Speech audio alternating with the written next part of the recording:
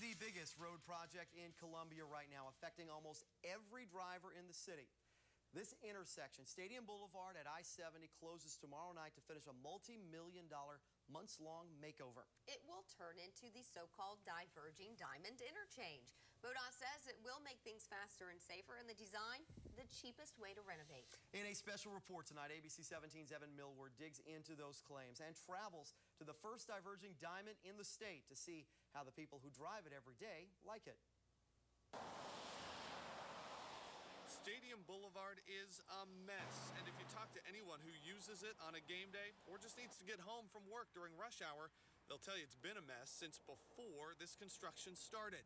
Now some people worry what these barrels bring may not be much better. It's the Diverging Diamond, and it's unlike any traffic pattern we've seen. You've probably seen this diagram, but to figure out how to navigate the new Stadium I-70 crossroads, we hit the road to Springfield and the home of the first Diverging Diamond interchange in America. It's here at I-44 in the Kansas Expressway where we meet the Diverging Diamond expert. I guess you can say that since we did the first one. Don Seiko and MoDOT traffic engineer Joe Rickman.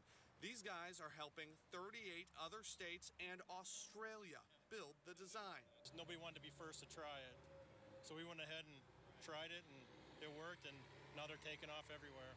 Part of the popularity, these things are cheap. To rebuild this Springfield bridge would have cost $15 million. The Diverging Diamond was an 80% savings. Now it's Columbia's turn. The city, state, and taxpayers will drop about $3.5 million, but the Diamond's just part of a nearly $13 million redevelopment. So what's this thing look like? How does it work? Well, hop in. Using MoDOT's animation and our cameras in Springfield, we'll show you. I think the public, they're a little nervous. They think that, they're on the wrong side of the road. Well, and you are, at least for a minute, but then it's back through another light and crossover and onto the right side. I just tell folks, relax, follow the stripes, follow our signs.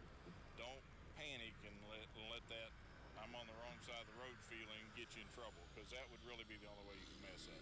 MoDOT says it's safer because there are no more left turns into oncoming traffic. A lot of our severe accidents were caused when you're trying to turn left on the interstate. Well, this eliminates that. You're not turning in front of traffic anymore. Numbers from the city of Springfield show in the first 3 years it was open, the number of crashes here dropped, except one kind. The only thing it's really we've seen any kind of an increase in is side swipes, people rubbing fenders a little bit. But I'll take that. Those are not typically injury crashes. But the design was born out of a need to move more traffic more quickly. We used to experience 30 minutes, 40 minutes or more delay to get people through just to get to the interchange so they could turn or get into town. That sounds familiar, right?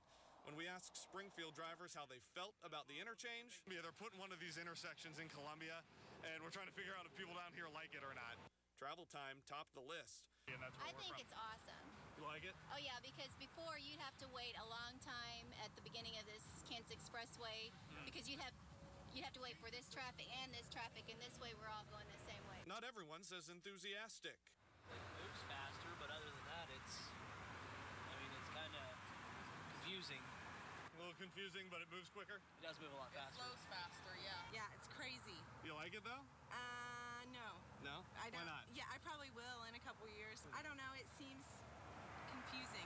We even caught one driver not quite sure which turn lane to use. The experts in Springfield say that happens everywhere, and following this flow is actually pretty easy. Don't undersell it before you drive it. Keep your mind open, pay attention to what you're doing, follow the signs and the stripes, follow the signals. Especially if you've survived the mess that's been here until now. And if you knew what it looked like before, the traffic backup, you'd appreciate it. Once you go through it and realize what it's like and you get used to it, you'll love it.